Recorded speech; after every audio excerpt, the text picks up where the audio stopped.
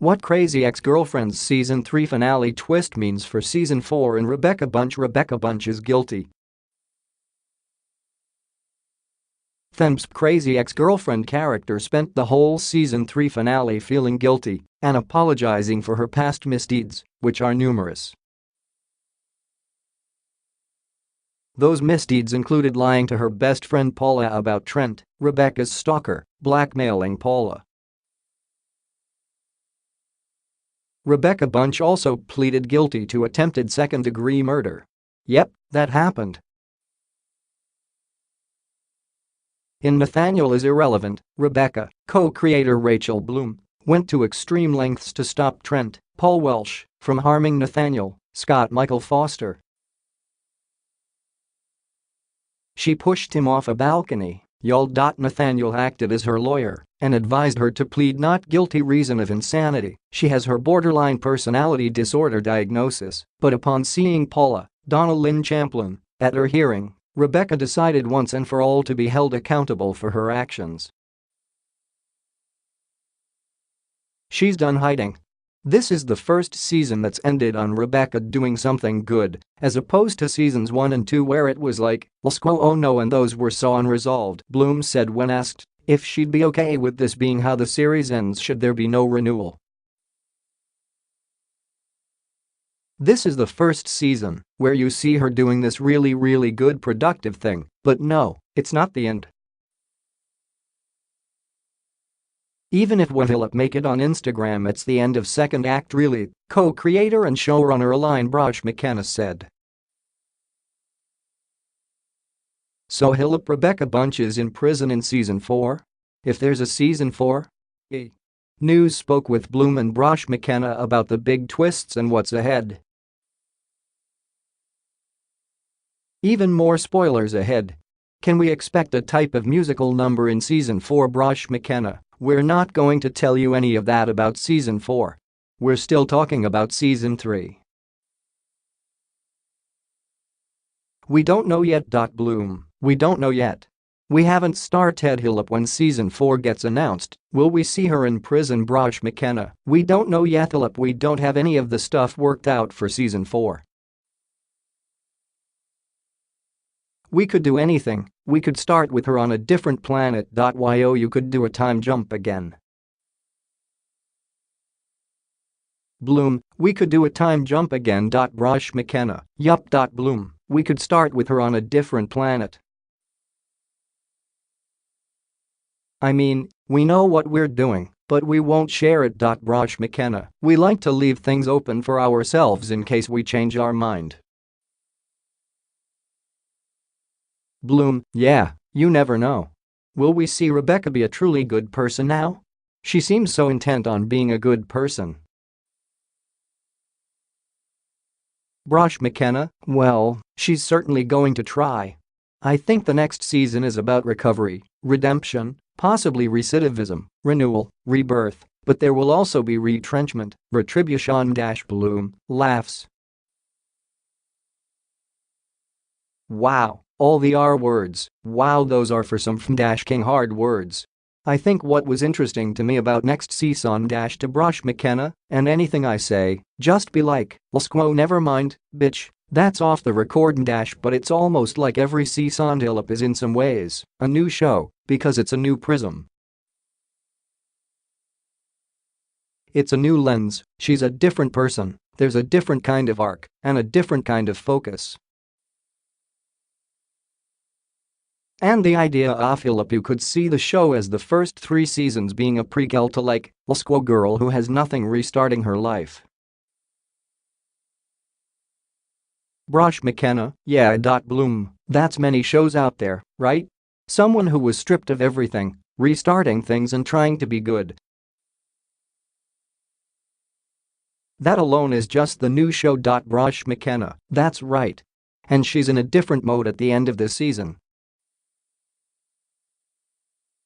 This is the first time we've actually ever seen her truly take responsibility. Responsibility will definitely be another R-word theme going forward. We've seen Rebecca and Paula on this cycle of making up and falling out. Is this ending kind of putting that to rest, Bloom? This is different. This time is definitely significantly different.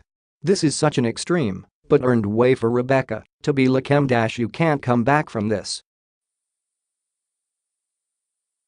You can't come back from what Rebecca did and go back to being season 1 Rebecca. Brosh McKenna, and also, don't forget, Paula's got some tea to work out too. She is no means a perfect person either. So I think that for in that nod to her at the end of this episode, I think she's saying we can do this, we have some ground to cover. She's not putting it all on Rebecca because we don't hold up anybody on the show as sort of the avatar of being sensible. On the topic of Paula and Donald Lind, you guys kind of made her the queen of genital songs this season.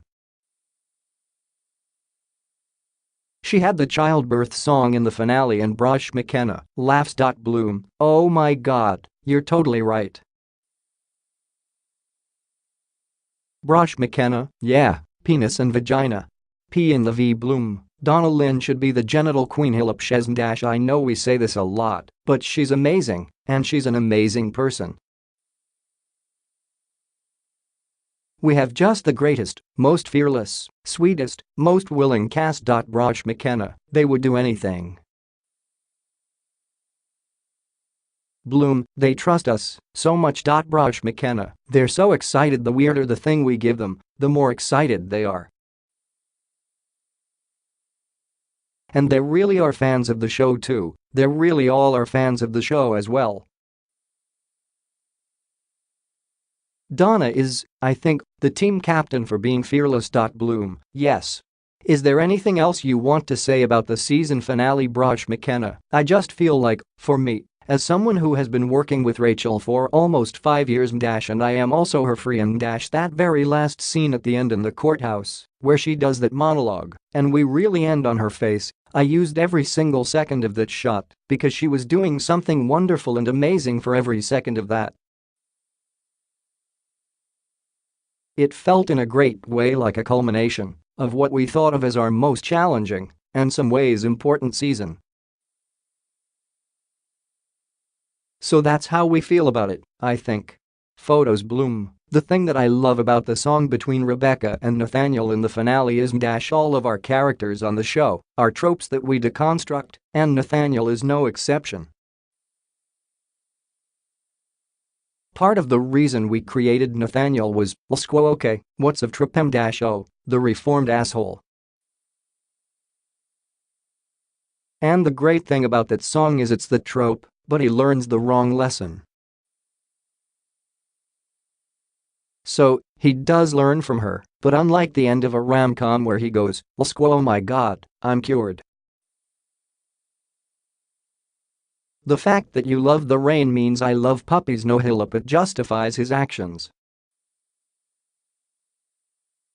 He's only used it to further justify being an asshole, and so that's a really fun way. That's the tragedy in that song to me, that he almost gets it and he just learns the wrong lesson. He has a long way to go. Bloom, the second thing I'll say is every season finale, they're arguably the best episodes of our season. Those are everything is Aline's vision, obviously, on this show, she's the showrunner, she's the co-creator, but finales especially, she's directing them, she's writing them, they are the most purely aligned episode. So, the idea that she goes into an edit, and then she has to go into prep to direct the season finale and the season finales always come out so pristine, it's really a testament to her work, and I just can't. She should just be getting all the awards for the season finales.